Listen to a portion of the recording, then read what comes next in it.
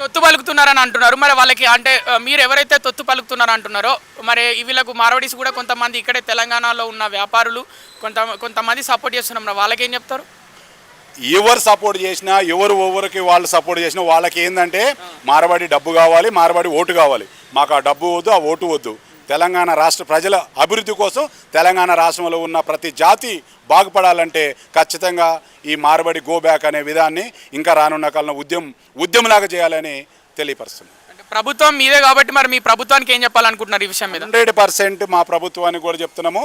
ఇది శాంతియుతంగా తెలంగాణ రాష్ట్రంలో ఏదైతే తెలంగాణ ఉద్యమం జరిగిందో అంతకుముందు